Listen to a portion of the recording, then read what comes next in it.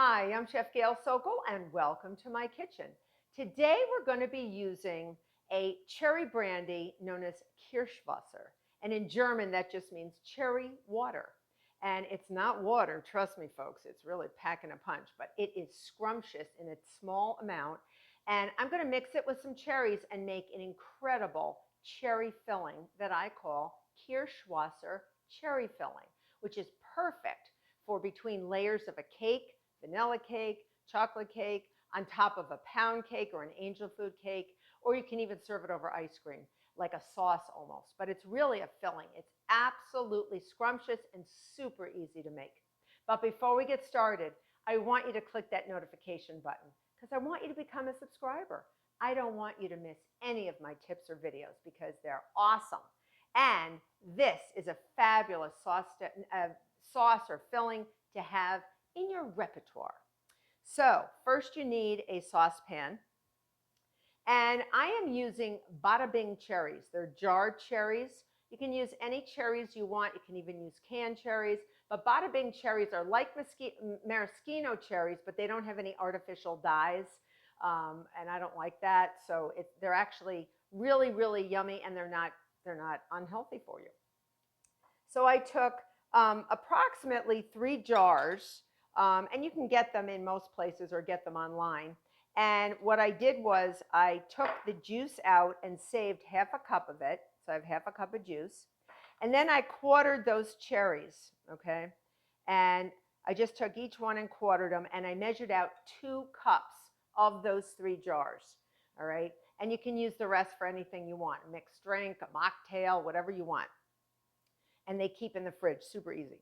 So once I have this in here, this is where the Kirschwasser comes in. I took 1/3 of a cup of Kirschwasser or any other cherry brandy that you would like to use, and I poured it over the cherries and I let them macerate. I just let them sort of marinate in them for about an hour.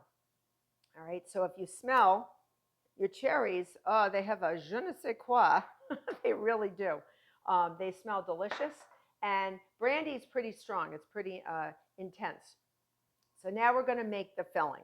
So over my stove, I am going to make a thickening. I'm going to start with the juice because you want to start with juice. You don't want to put the cherries in just yet. So I have half a cup of that. Remember that reserved cherry juice? I'm going to pour that in there. Be sure it doesn't go near anything white because it could stain it.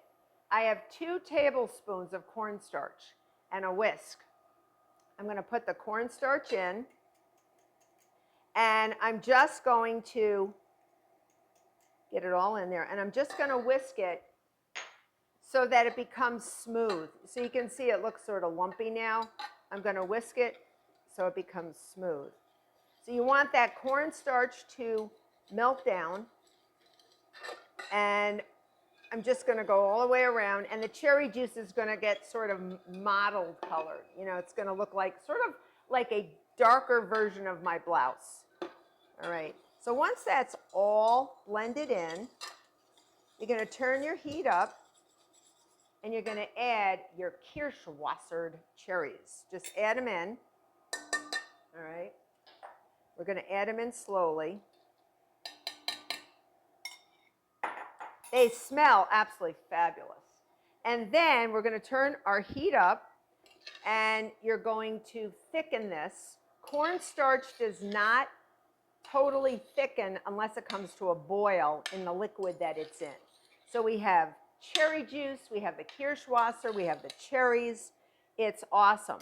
You're going to have to wait a second for it to come to a boil, and then you're going to let it boil for approximately a minute or so because you really want to make sure that it's come up to its full thickening power, all right, the cornstarch. Cornstarch is really a fabulous thickening agent. And I have a bowl on the side here while we're waiting. I have a bowl on the side, and we're going to pour our hot Kirschwasser cherry filling into my bowl, and then I'm going to cover it because I don't want a skin to form. Sometimes that can happen.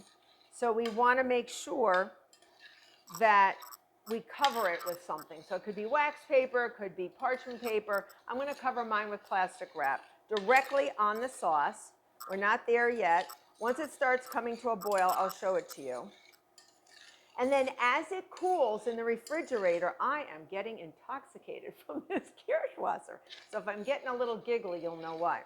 You're going to cover it and put it in the refrigerator, and it will thicken to a nice filling consistency and ready to be put on top of a cupcake or inside a cake. You always see all these recipes for fillings, but you never see a really good cherry filling. And this is a fabulous cherry filling with that little something extra. So again, nothing really thickening yet. Again, give it a moment.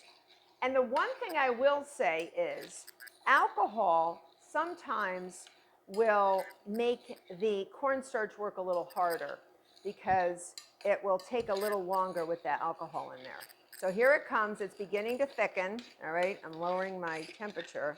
Ooh, look at this. See how thick? See how thick that is? We're going to just keep that on there for a minute or so, maybe even a little less. All right.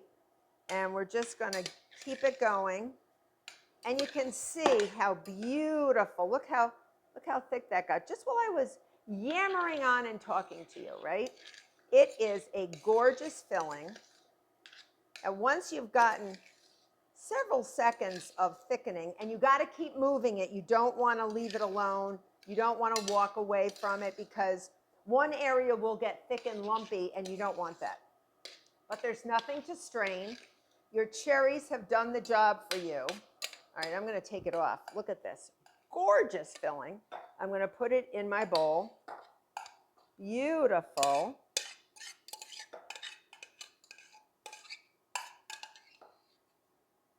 Makes close to 2 cups, depending on how many cherries. You know, if you eat one and then you quarter one, who knows? But it is so delicious. All right, so now I'm just going to put that on there and just put the plastic wrap directly on the cherries because you just don't want a skin on them. And then you're going to refrigerate them, and you are going to let it cool down, and they'll thicken even more. So it's really spreadable. You don't want this to be saucy, all right? A saucy sauce is to drizzle over. This is a filling. You want it to stay within cake layers or inside a cupcake or whatever you are going to do with it. Even if you do serve it as a sauce or compote on the side of a dessert, like a chocolate cake or whatever you want, I specifically like to use it in my Black Forest cherry cake as a filling.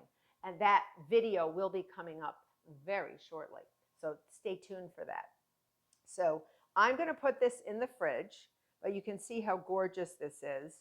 And let's take a little tiny, let's take a taste. Let's take a taste. We have to.